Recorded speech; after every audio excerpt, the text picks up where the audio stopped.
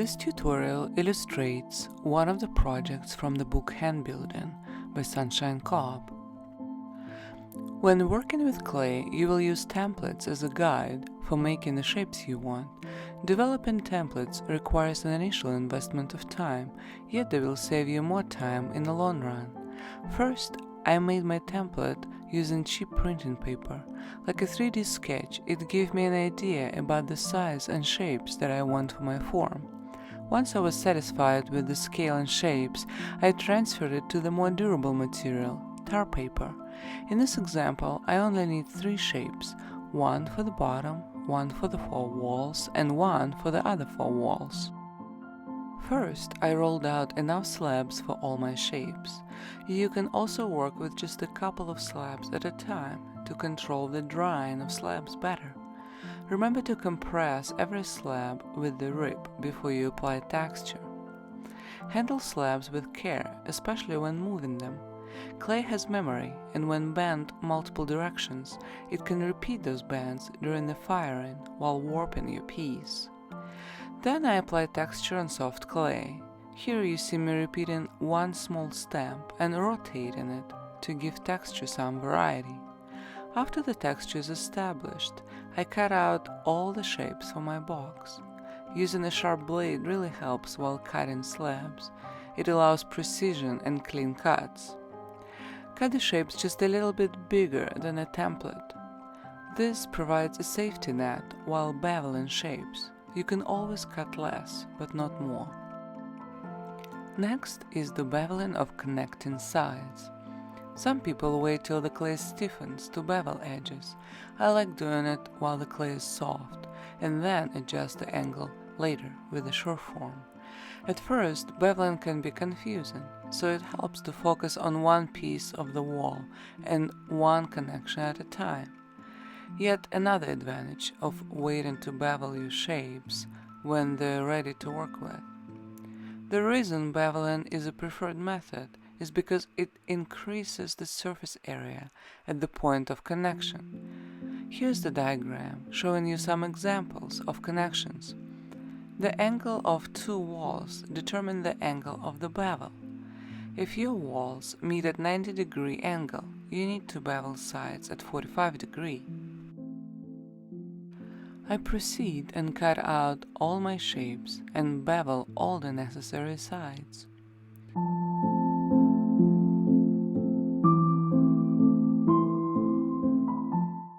If you are using your stamp a lot, it does get wet and can rip the clay. When you notice that the stamp pulls the clay with it and does not release it very well, let it dry completely. Cover your slabs in plastic while you wait.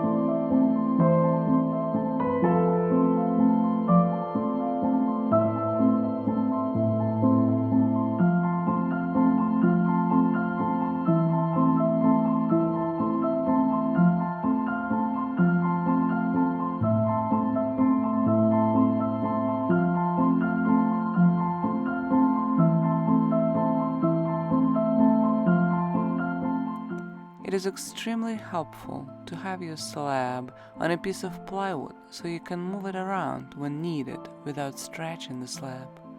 Hard slab building is all about working with clay in that small window between workable and too dry. Mastering this will open up the possibility of creating forms with very clean corners and angles. It is a liberating building method and a technical challenge at the same time. You must understand the connection points and the importance of scoring.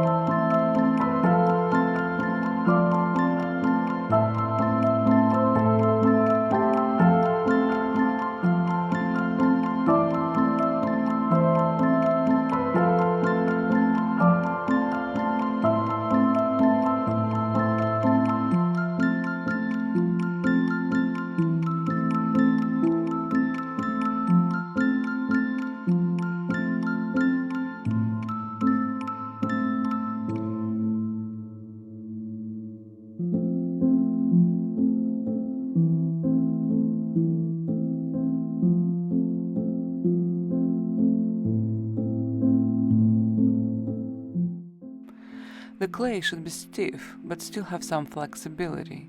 You can have a separate scrap piece of clay for testing and bend the corner of it when you think the slabs are ready. If it folds over and onto itself, it is too soft. If it bends about halfway, then breaks, it is about right. Before assembling, make sure you have the slip from the same clay body and soft clay. Essentially, the idea is that each slab holds its shape without bending while you construct with it. Although you need to be careful not to pass the stage when slabs are too dry to attach. They should feel like wax, still soft enough for the slip to act as the glue between them. It really is the narrow window that you must not miss. You cannot leave your slabs to dry all day while you're doing other things. If you can't check on them often, wrap them on plastic and dry slow. Do not stack. I chose shapes to work with and wrap the rest in plastic to prevent over-drying. If you feel your slabs are drying too fast, spray with water. If you haven't beveled your shapes, now is the time to find the right angle to bevel each side. I found that my bevel is too sharp for the angle I need, so I will shave sides with Surform. Surform Shaver is an excellent tool while working with clay. You can find it in any hardware store. I only use the blade of the Surform. Once you establish the point of connection and have the right bevel for it, make sure to score all the beveled edges really well.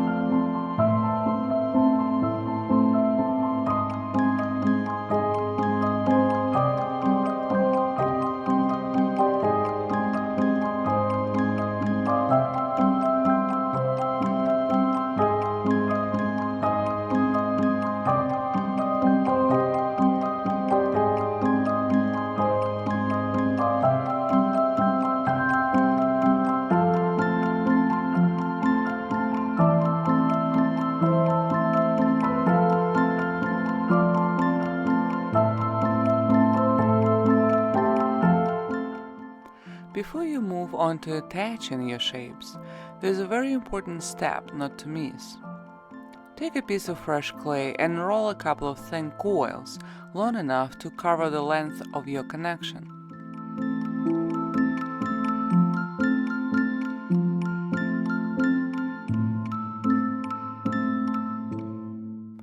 Once you have those coils, wet the beveled edges you are about to connect with slip and press them together to connect. You should hear air bubbles popping out of the seam.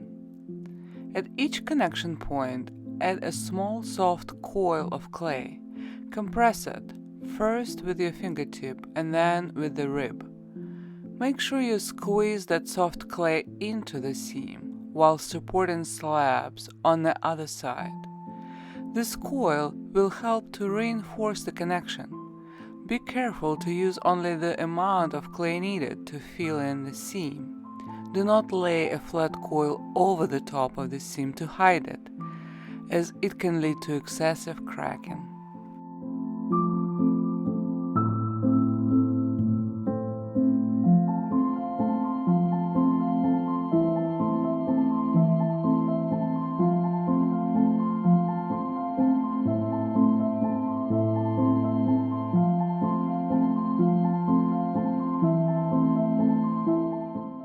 Proceed with the rest of the sides. Keep your unattached slabs and your box at roughly the same moisture content. If you are leaving your project for any amount of time or feel that some slabs are getting too dry, spray them gently with water.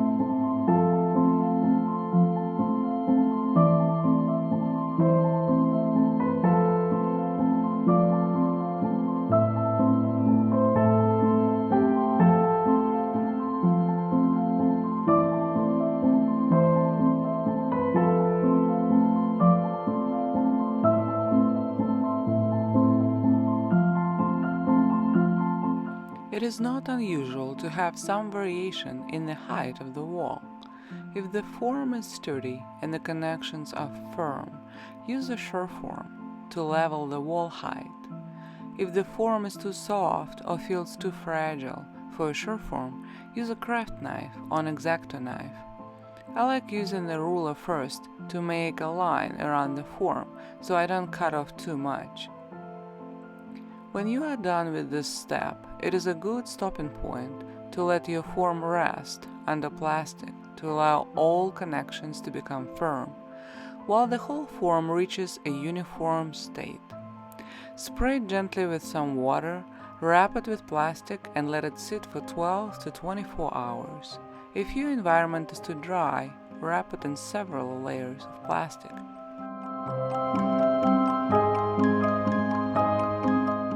Once the box is leather hard and the moisture content is uniformed, you are ready to make a lid.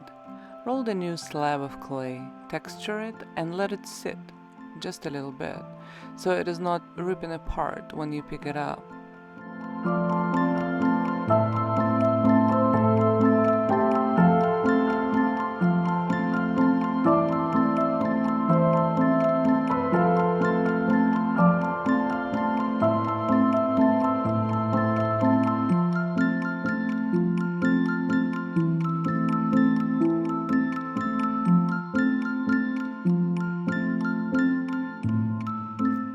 After it rested for a bit, drape it over the top of the box, with the textured side inside.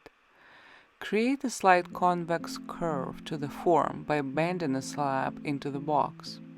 Wrap the form in plastic with the draped slab in place, and leave the piece together overnight.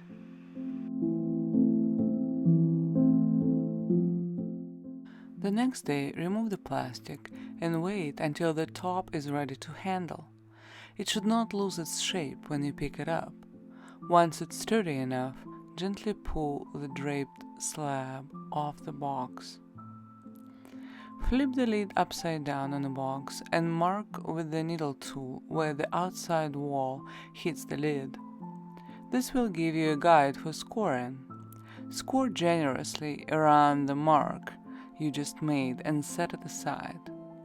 Score the top edge of the wall. Apply slip to both and attach.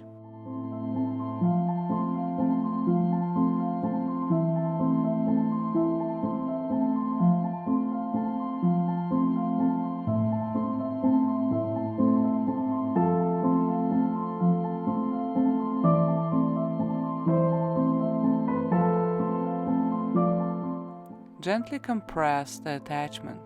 Make sure this attachment is solid, since it doesn't have the reinforcing of the coil. Do not press on the lid where it is not supported by the wall, as it will warp down, as you can see mine did. I will have a chance to adjust it once I can flip the lid over. Once the top is attached, cut away any overhanging clay directly to the wall.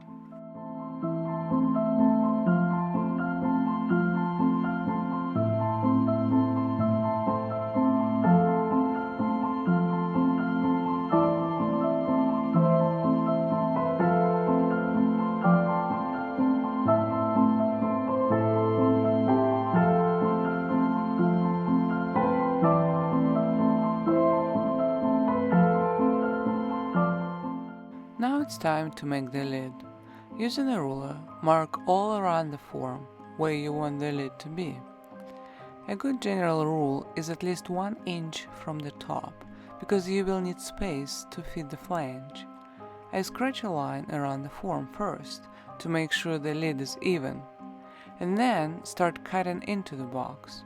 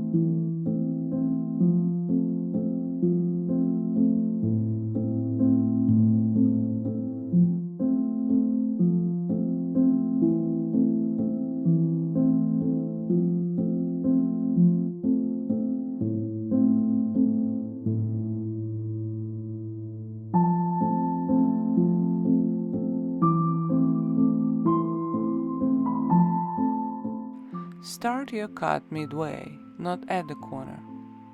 Before pulling off the lid, you might want to make a small notch on the lid and the wall to remind yourself how the box fits together.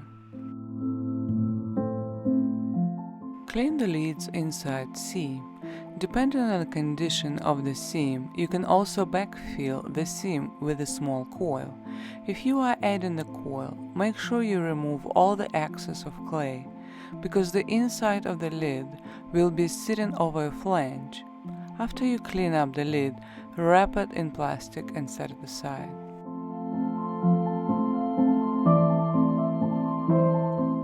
I like to keep all edges clean, so I'm smoothing everything out before I add the flange.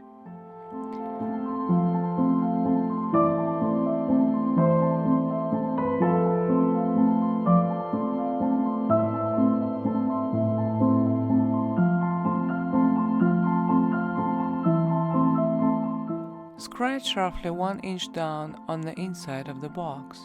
This will be the connection point of the flange.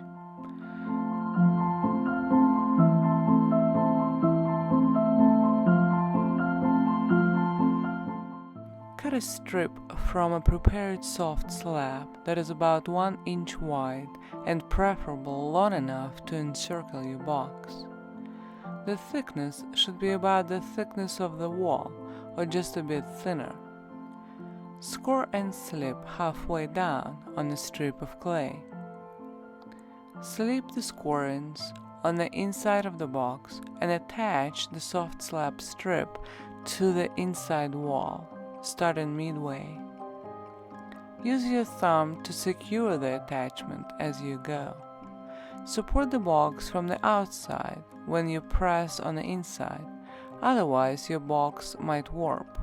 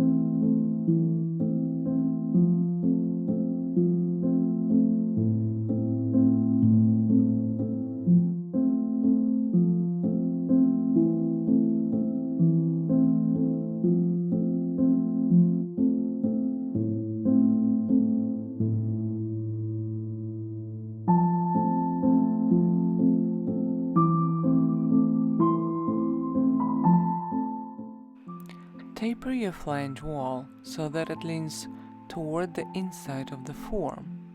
This will help ensure that the lid slides over the flange. There's no need to have a tall flange, so you can trim it if it seems too tall. Test to see if the lid fits. Gently put the lid on the box. If you feel resistance, check where the pieces are catching and clean away any extra clay.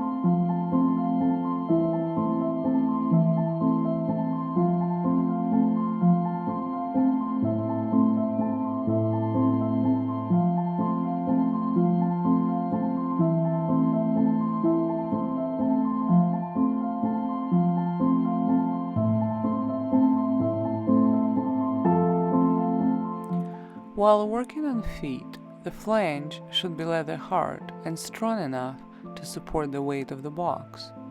Roll a coil that is about 1 inch thick and 4 inches long and cut it into 4 equal sections.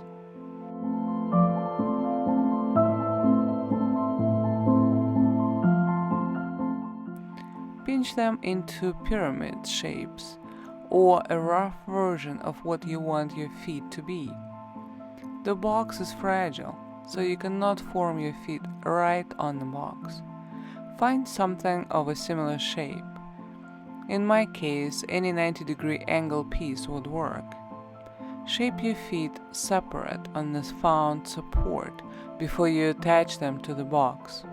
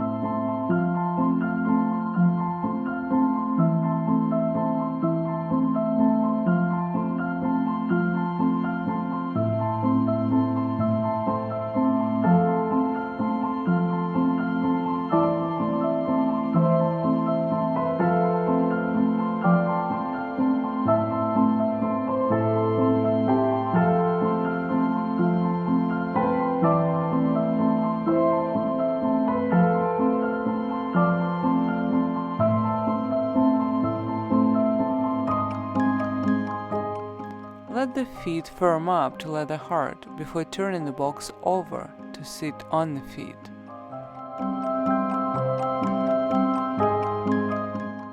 Dry the box slowly with the lid on and wrapped in one layer of plastic. Before firing, check to make sure the lid comes off easily. Use sandpaper to adjust the piece if needed. It is important that the box and the lid are dried, bisque-fired, and glaze-fired together. If they are fired separately, the form may warp in different directions and no longer fit together. Be mindful when glazing and do not glaze the flange and the inside wall of the lid. If there is any glaze in places where the lid and the box touch, they will fuse together during firing.